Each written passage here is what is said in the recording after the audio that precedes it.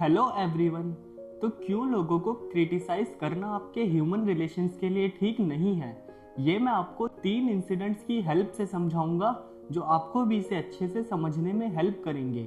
जिसमें से first, the famous killer two gun Crowley, second, teapot dome scandal और third, life lesson of Abraham Lincoln. Two gun Crowley the cop killer एक ऐसा criminal था जो ना ही स्मोक करता था और ना ही ड्रिंक। पुलिस कमिश्नर ईपी मलरूनी ने डिक्लेयर किया था क्राउली न्यूयॉर्क की हिस्ट्री में मोस्ट डेंजरस क्रिमिनल्स में से एक था जिसने अपनी ज़िंदगी में बहुत लोगों को मारा था। ये बात है 7 मई 1931 की। क्राउली अपनी स्वीटहार्ट के अपार्टमेंट में फंसा हुआ था। लगभग 150 पुलिसमैन और डिटेक्टिव्स ने क्राउली को घेरा हुआ था। वो क्राउली को टीयर गैस की मदद से बाहर निकालने की कोशिश कर रहे थे। क्राउली लगातार उन पर फायरिंग किए जा रहा था। 1 घंटे से ज़्यादा न्यूयॉर्क का वो एरिया गन्स की आवाज़ से गूंजता रहा। लगभग 10,000 से ज़्यादा लोग उस बैटल को देख रहे थे। पुलिस लगातार क्राउली के अपार्टमेंट में फायरिंग कर रही थी। क्राउली के जख्मों से खून बह रहा था। तब उसने एक लेटर लिखा, under my coat is a very heart but a kind one that would do nobody any harm. इस सबसे थोड़ा पहले क्राउली एक आइलैंड पे अपनी गर्लफ्रेंड के साथ एक पार्टी में था। अचानक एक पुलिसमैन उनकी कार के पास आया और कहा, मुझे अपना लाइसेंस दिखाओ। बिना एक भी शब्द कहे क्राउली ने अपनी गन निकाली और ऑफिसर को घायल कर दिया। फिर उसने ऑफिसर की गन निकाली और एक और बुलेट ऑफिसर को मार दी। और ये वो इंसान था जो ये कह रहा था कि मेरे कोट के नीचे एक थका हुआ दिल है, एक उस तरह का जो कोई नुकसान नहीं पहुंचाना चाहता। क्राउली को सिंग सिंग जेल के डेथ हाउस में पहुंचाया गया। आपको क्या लगता है, क्या क्राउली ने कहा ये वो है जो मुझे लोगों को मारने के लिए मिल रहा है? नहीं, बल्कि उसने तो कहा ये वो है जो मुझे खुद को बचाने के लिए मिल रहा है। जो बात मैं आपको समझाना चाहता हूँ वो ये है कि क्राउली किसी भी क्राइम के लिए खुद को ब्लेम नहीं कर रहा था। तब आप सोचिए, जब क्राउली अपने क्राइम्स के लिए खुद को ब्लेम नहीं कर रहा था, फिर लोग अपनी छोटी छोटी गलतियों के लिए खुद को ब्लेम क्यों करेंगे? चाहे आप हो, चाहे मैं या कोई और। हम जब भी किसी को क्रिटिसाइज करते हैं, सामने वाले के पास कोई ना कोई एक्सक्यूज़ होता ही है। John Wanamaker, founder of the American stores, उन्होंने बहुत पहले सीख लिया था 99 टाइम्स आउट ऑफ 100 लोग किसी भी चीज़ के लिए कभी खुद को क्रिटिसाइज नहीं करेंगे, no matter how wrong it may be. Criticise करने से हमारे फैमिली मेम्बर्स के बीच, हमारे दोस्तों के बीच नाराज़गी आ जाती है। क्रिटिसाइज करना बेकार है क्योंकि ये एक इंसान को डिफेंसिव मोड पर लाकर खड़ा कर देता है। फिर वे खुद को बेहतर साबित करने की कोशिश करने लगते हैं। क्रिटिसिज्म यानी निंदा लोगों के आत्मसम्मान को ठेस पहुंचाती है।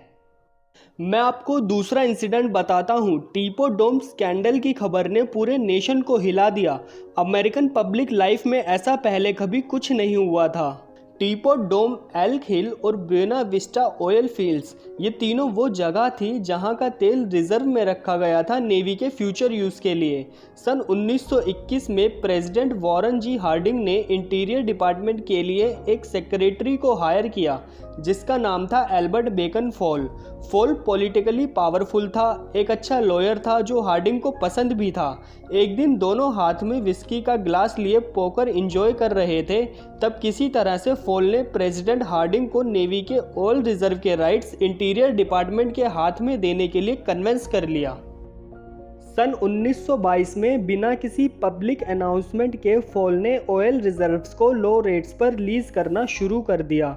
उसने टीपॉट डोम के ऑयल को अपने फ्रेंड हैरी सिंक्लेयर की कंपनी मैमथ ऑयल कंपनी को दिया और बाकी के दोनों रिजर्व्स को अपने एक और फ्रेंड एडवर्ड डोनी की कंपनी को दिया।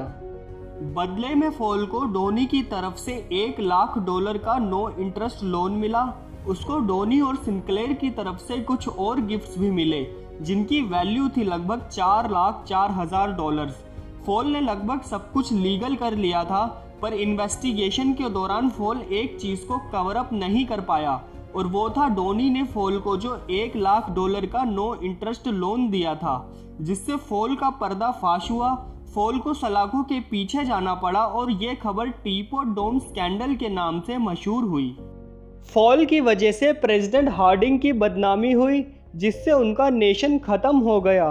सन 1923 में म्योकार्डियल इन्फाक्शन नाम के एक हार्ट अटैक से उनकी डेथ हो गई। क्या फॉल को इसका पछतावा हुआ? बिल्कुल भी नहीं।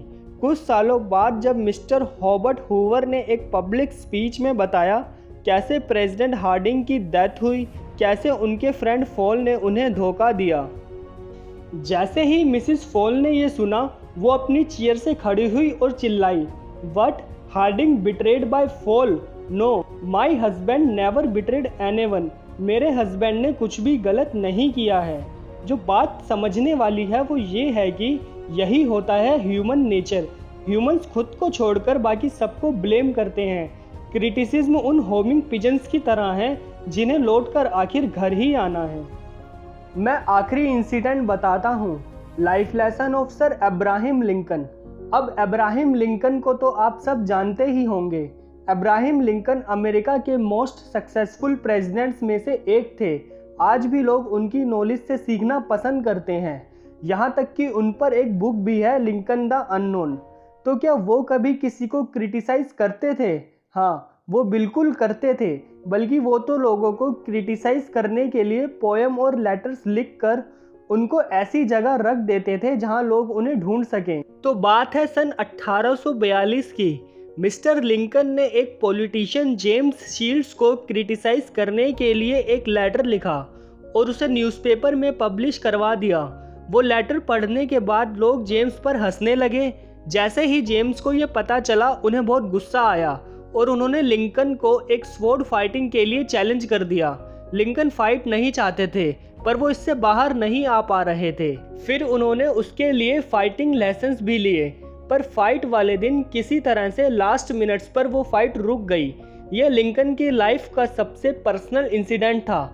इसके बाद उन्होंने कभी किसी भी चीज़ के लिए किसी को भी क्रिटिसाइज नहीं किया। यकीन मानिए, मैंने आपको बस 3 इंसिडेंट बताए हैं। अगर आप ढूंढेंगे तो आपको हज़ारों मिलेंगे। क्रिटिसिज्म हमारे रिलेशंस के लिए अच्छा नहीं है। देखो, मैं ये नहीं कह रहा कभी किसी को उनकी गलतियों के लिए टोको ही मत, पर जब तक बात बहुत बड़ी ना हो, हम छोटी छोटी गलतियों को तो इग्नोर मार ही सकते हैं। किसी और के लिए नहीं तो एटलीस्ट उनके लिए जो हमें चाहते हैं, जिन्हें हम चाहते हैं, जो हमें नहीं खोना चाहते, जिन्हें हम नहीं खोना चाहते, उनके लिए तो हम इतना कर ही सकते हैं। बाकी at the end, thanks for watching.